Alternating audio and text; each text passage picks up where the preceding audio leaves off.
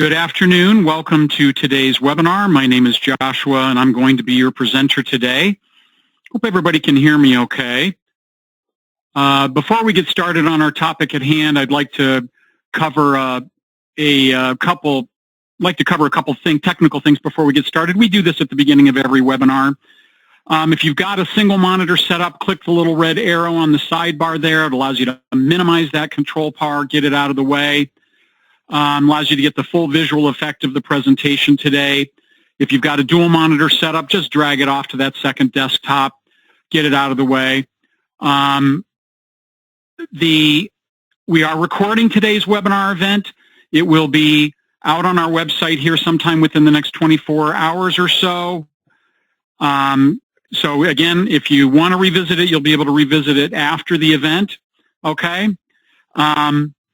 There are some handouts today. We're going to see some of those handouts here at the very beginning. You can go to the handouts portion of the webinar control panel to download those or print those if you wish, or if you somehow don't get them, please contact our support folks, myself included. I'll be happy to go ahead and get those over to you. Please, you've got questions, please type those into the questions portion of the webinar control panel. We're going to get to those. We're going to get to those at the very end of the webinar.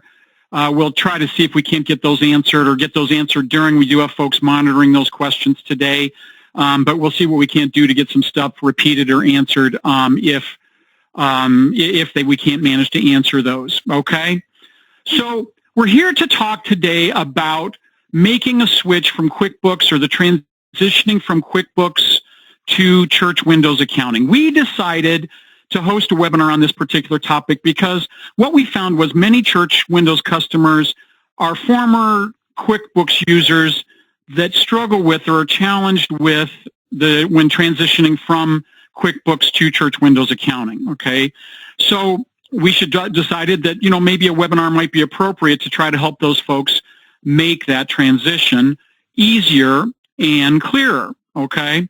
So what better way to do that than to have someone who is familiar with both Church Windows accounting and QuickBooks? Our guest today is a personal friend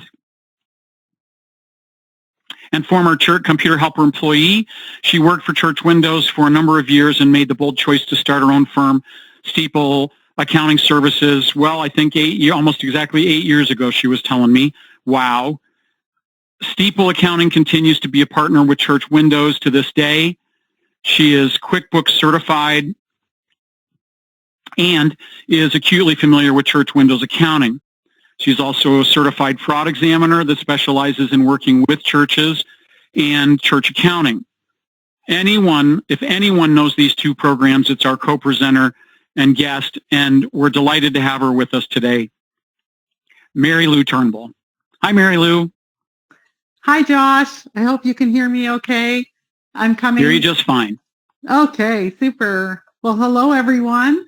Thank you for that kind introduction. That was really sweet. Well, former colleague, and I see a few other colleagues on the call today, and it just warms my heart. So thanks so much for having me.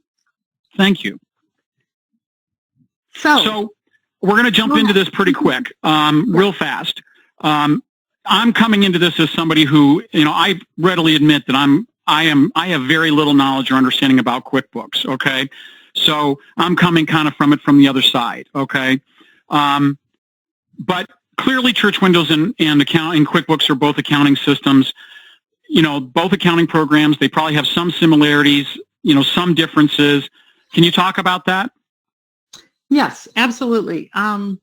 I kind of think that the audience today may be in two camps. Either they are trying to decide whether they want to make the switch over to Church Windows from QuickBooks Online.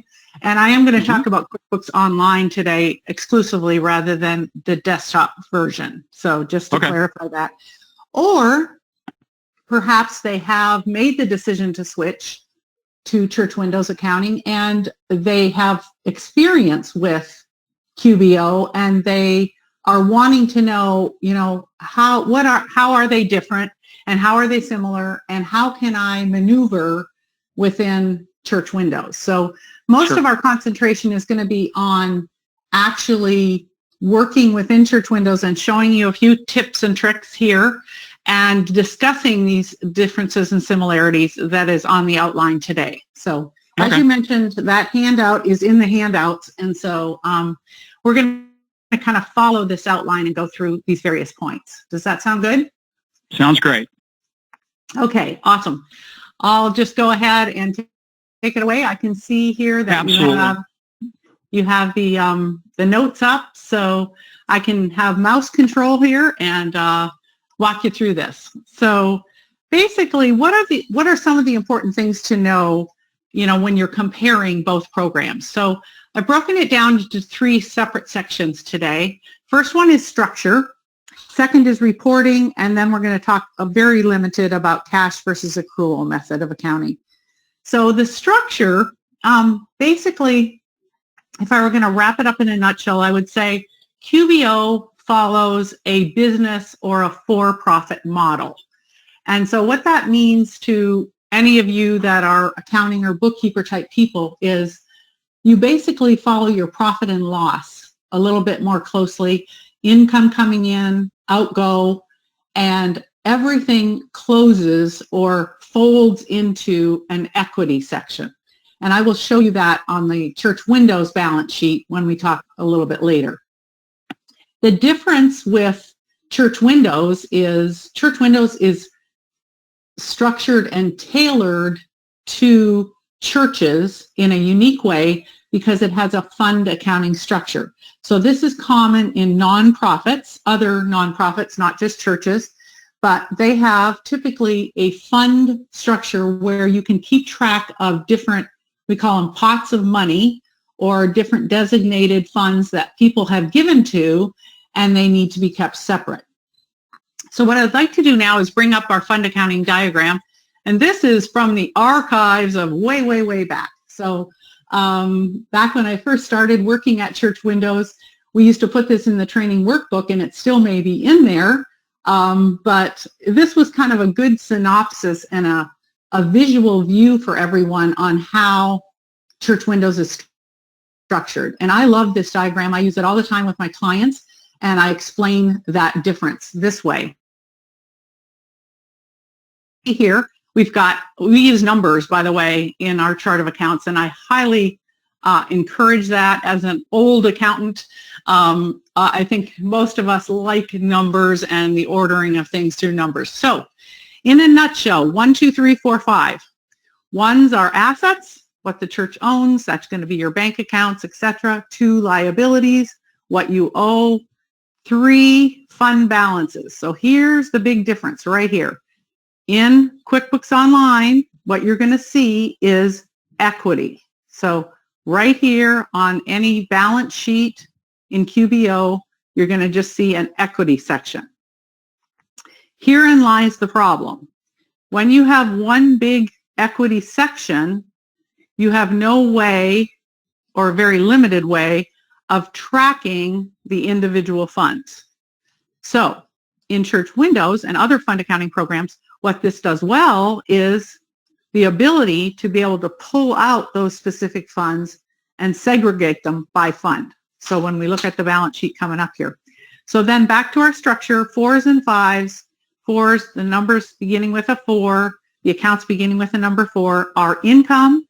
Those posting to those accounts raises your fund balance, and then number 5s are expenses, and they lower your fund balance. So your individual fund balances go up and down based on the income coming in and the expenses going out.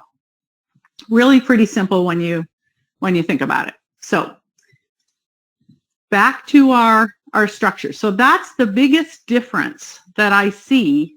And the important thing to know here is when you're switching to Church Windows or learning it, it's important to have this structure set up correctly from the beginning. Can't tell you how many calls I get from individuals who have taken over from a former treasurer, or they're newly employed at the church and they have no idea why things are in the places they are on the balance sheet or, within different funds. And so it usually stems back from an accounting structure that wasn't really set up correctly to begin with. So that's one of the services that Steeple provides over and above church window support. And I think that's why we work so well together, because we kind of know the cutoff. If you have how-to questions, you call church window support, and they're your first line of defense and help. And then after that, if you need more specialized help, then you can call us. So happy to do that. How are we doing, Josh?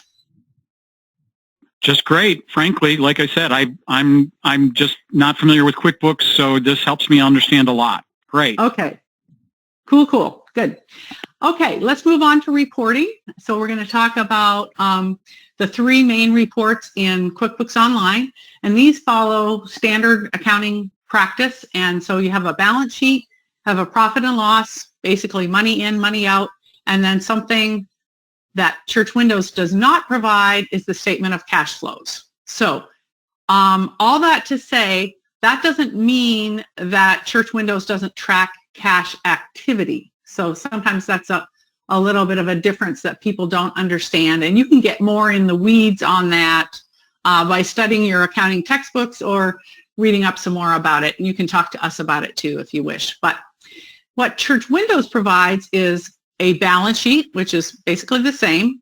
Like I said, the difference being the fund balance section versus the equity section. And then a treasurer's report, which is basically a profit and loss. And we'll look at one of those. It shows income coming in and expenses going out. And then the beauty, and this is my favorite thing, is the fund activity report. Oh, yay, I can highlight. Okay, super. And this shows a horizontal picture of your funds, all separated by fund. So we're going to go ahead and take a look at that. So I'm going to minimize here. And I think, thank you, Josh. Awesome. So he's left me in the Church Windows program. And if you don't know where this is, I'm just going to minimize this and go back to this little right here and go here. Oh, is it there? Yeah. Okay. Here. And then go back into accounting. So you just click on the main button bar of Church Windows and then boom, you're right in accounting. So first of all, let me show you one of my favorite places to go in Church Windows. It's right here, the Manage Accounts. And people say, I actually was talking to a client yesterday and she said, oh, I don't like that screen. And I said, well, then you don't understand what it can do for you because it is awesome. So this is your structure. This is what we were talking about a few minutes ago. Collapse all, boom, 1, 2, 3, 4, 5. You should be able to see the correlation between the diagram that I put in your handouts and this structure. So again, the biggest difference is going to be right here in the individual balances that you're able to track here in the structure. You can look at any one of them. Let's just look at the building fund, for example. And the cool thing is right over here is a tree view, shows you the hierarchy of accounts. And within this building fund, here are your 4s, like we said, income coming in, and here are your 5s, money going out. So this balance right here, this 320, 100, goes up and down by the income and expenses coming in and going out of it. So this is the biggest difference right here between QBO and your Church Windows program. Okay, I digress. Back to reports. And this is what we call the big 3. That's what's listed on our outline. I'm going to go ahead and show you the balance sheet. And we're going to do it for, let's just do it for July. I'll go ahead and check the columns here and make sure that we have, yay, okay, perfect. We've got beginning balance and ending balance. So typically a balance sheet is a snapshot in time. So this would be, if it was actually today, we could make it be July 30th as of, see how it assumes the day that it is. So to be accurate, this is not the 31st, this is the 30th.